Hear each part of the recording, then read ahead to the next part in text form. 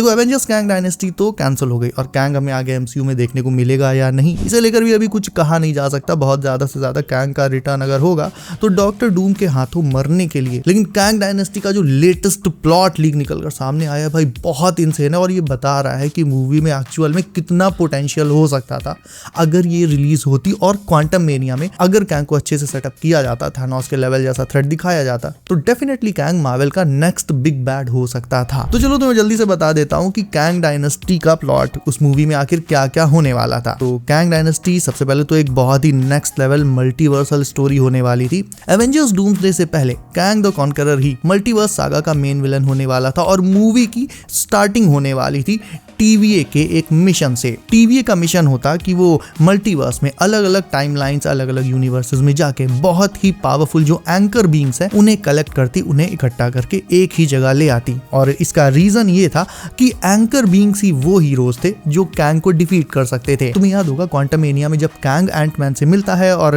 Ant-Man flex करता है उसके सामने कि वो एक एवेंजर है और उसने दूसरे एवेंजर्स को बुला लिया है तो उसे लगा कैंग एवेंजर्स का नाम सुनकर डर जाएगा। I've called the other Avengers. Have I killed you before? What? You're not the one with the hammer. That's Thor. लेकिन कैंग जब उससे ये पूछता है कि क्या तुम्हें मैंने पहले कभी मारा है, क्या तुम वो एवेंजर हो जिसके पास हैमर था, तब वहां से ये समझ में आता है कि कैंग ऑलरेडी किसी और यूनिवर्स के थॉर को डिफीट कर चुका है, उसे मार चुका है और ऐसे जाने कितने एवेंजर्स को वो ऑलरेडी मार चुका है। यानी नॉर्मल एवेंजर्स कैंग का कुछ नहीं उखाड़ सकते। कैंग का अगर कोई कुछ उखाड़ सकता है तो वो है सिर्फ वो हीरोज जो अपने यूनिवर्स में एज एंकर बीइंग्स होंगे। लाइक ये वाला जो लोगन था ये अपने यूनिवर्स का एंकर बीइंग था।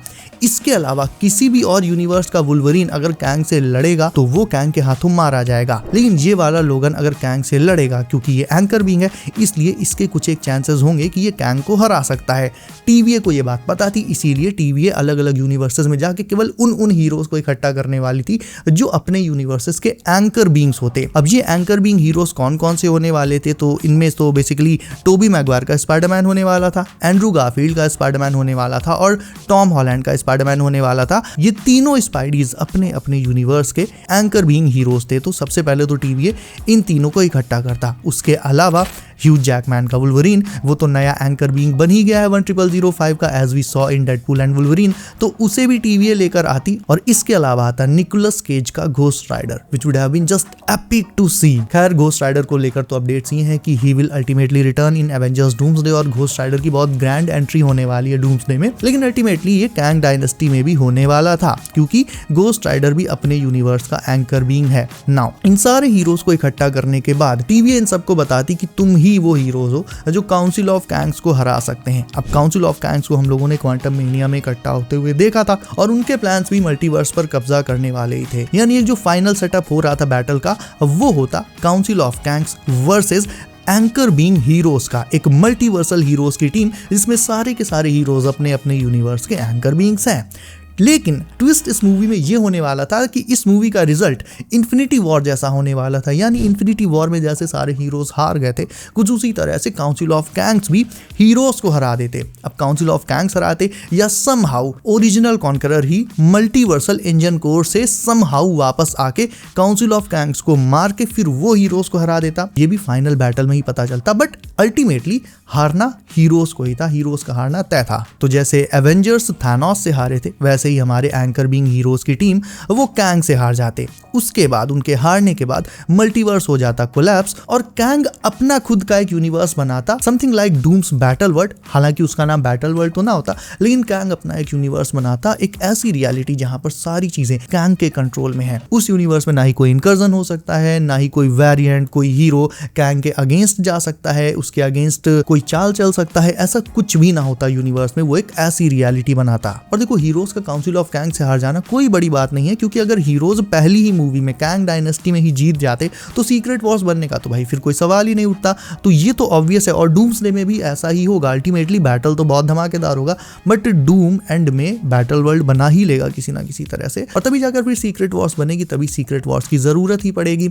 नाउ एक इंपॉर्टेंट ट्विस्ट जो कैंग डायनेस्टी में होता वो ये होता कि काउंसिल ऑफ कैंग्स वैसे तो आगे बढ़ जाते, वो 616 पे आते, मिस मार्वल के बैंड्स और शैंग-ची की रिंग्स को कलेक्ट करते, क्योंकि ये दोनों चीजें एमसीयू के सबसे पावरफुल रेलिक्स में से एक है और इनकी पावर्स को, इन दोनों की पावर्स को अगर कंबाइन कर दिया जाए, यानी बैंड्स और शैंग-ची की रिंग्स, इनकी पावर्स को अगर जोड़ दिया जाए तो इनका जो विल्डर है वो मल्टीवर्स की रियलिटी को रीशेप कर सकता है अपने हिसाब से। और काउंसिल ऑफ कैंग्स का एग्जैक्टली यही प्लान था। शैंग-ची के पोस्ट क्रेडिट सीन में हमने देखा था कि उसकी जो रिंग्स थी वो किसी को सिग्नल भेज रही थी ना। ये जो सिग्नल वो रिंग्स भेज रही थी, ये किसे भेज रही थी ये बाद में रिवील तो नहीं किया गया था, लेकिन अल्टीमेटली कैंग डायनेस्टी जब आनी थी तो रिंग्स कैंग द कॉन्करर को सिग्नल भेज रही थी। लेकिन अब क्योंकि एवेंजर्स डूम्सडे आएगी तो अल्टीमेटली हमें यह दिखाया जा सकता है कि शैंग-ची की रिंग्स डॉक्टर डूम को सिग्नल भेज रही थी।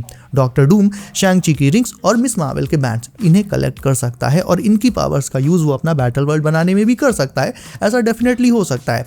कैंग डायनेस्टी की काफी सारी चीजें, जैसे कि मैंने तुम्हें बताया कि कैंग एंड में अपना एक यूनिवर्स बनाता, अपनी एक रियलिटी बनाता, उसी तरह से डॉक्टर डूम तो बैटल वर्ल्ड बनाएगा ही, यानी उस मूवी के भी कुछ एलिमेंट्स इस मूवी में रहेंगे, शामिल होंगे। चीजों को करने का तरीका जो है दोनों विलन्स का वो अलग अलग है, लेकिन एंड में हीरोज का हारना और बैटल वर्ल्ड बनना ये बिल्कुल तय है। ट्विस्ट जिसकी मैं भी बात कर रहा था वो एक्चुअल में ये होता कि क्वांटम मेनिया में जैसा कि हमने देखा है कि एंटमैन जैसे हीरो ने कैंग द कॉन्करर को मल्टीवर्सल एंजन कोर में घुसेड़ दिया था और वहां से ऐसा लगा हमें कि वहां उसके अंदर फंस के कैंग मर गया और उसी के जस्ट बाद फिर काउंसिल ऑफ कैंग्स उसे मरा हुआ समझकर इकट्ठा होने लगे।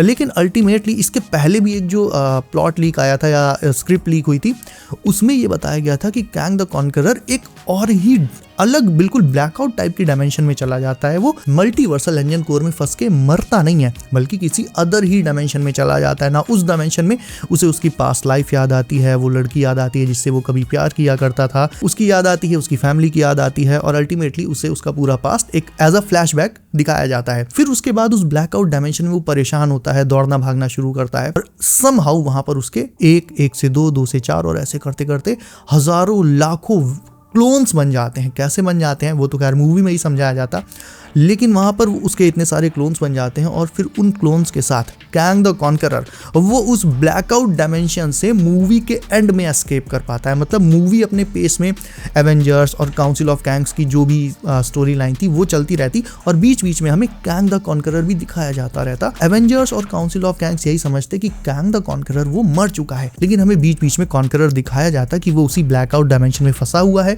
उसके क्लोन्स बन रहे हैं और वो समहाउ उन क्लोन्स की आर्मी के साथ वहां से एस्केप करने की कोशिश कर रहा है। मूवी का जब फाइनल बैटल होता, जिस टाइम काउंसिल ऑफ कैंग्स हीरोज को हराकर शैंग-ची की रिंग्स और मिस मार्वल के बैंड्स कलेक्ट करने ही वाले थे, तब हमें ये दिखाया जाता कि शैंग-ची की रिंग्स और मिस मार्वल के बैंड्स ये सब उड़ते हुए इमॉर्टल्स के पास जा रहे हैं, लेकिन अचानक से अपनी डायरेक्शन बदल लेते हैं और इमॉर्टल्स की जगह वो आसमान में जाने लगते हैं। नाउ हीरोज और इमॉर्टल्स और बाकी के काउंसिल ऑफ कैंग्स ये सब आसमान की तरफ देखते हैं कि आखिरकार भाई रिंग्स और बैंड्स ये आखिर जा कहाँ रहे हैं, और तब उन्हें आसमान में दिखता कैंग द कॉन्करर जो अपने उन क्लोन्स की आर्मी के साथ वहां पर अपीयर होता फाइनल बैटल में, और रिंग्स और बैंड्स एक्चुअल में उसे मिल जाते और उसे एक बार वो मिल गए उसके बाद वो काउंसिल ऑफ कैंग्स के साथ साथ हीरोज को भी सीधे सीधे वन शॉट कर देता और ये मूवी का सबसे एपिक ट्विस्ट होता। उस मोमेंट पर कैंग द कॉन्करर को एक्चुअल में मल्टीवर्स सागा का बिग बैड पूरी तरह से एस्टैब्लिश कर दिया जाता और फिर सीक्रेट वॉर्स देखने में ऑब्वियसली बहुत मजा आता। नाउ सुनने में तो एक ये मोटा मोटा प्लॉट लिखा है, बट अल्टीमेटली इसके अंदर बहुत सारे छोटे मोटे ट्विस्ट, कुछ छोटी स्टोरीज, कुछ छोटे छोटे कैरेक्टर आर्क्स, ये सारी चीजें देखने को मिलती। तो हाँ, मूवी एक्चुअल में काफी एपिक हो सकती थी। मेरे ख्याल से सबसे बड़ी गड़बड़ हो गई कैंग के इनिशियल सेटअप में, जो कि क्वांटम मेनिया में होना था, और जिस हिसाब से कैंग को ये बोलते हुए दिखाया गया कि वो थॉर जैसे एवेंजर्स को और जाने कितने एवेंजर्स को मार चुका है, इतने को मार चुका है कि भाई वो उनकी शक्ल ही भूल गया।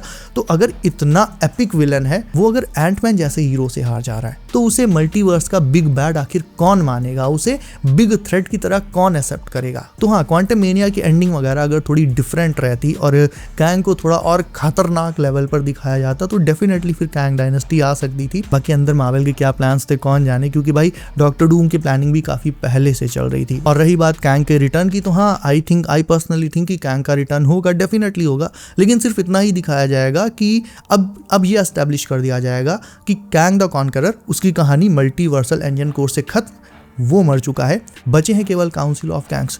डॉक्टर डूम उन्हें आकर वन शॉट कर देगा एक ही जगह। जैसा कि मैंने तुम्हें बताया कि डॉक्टर डूम के पास एक बहुत ही हैवी वेपन होने वाला है मूवी में, it's called the multiversal cannon.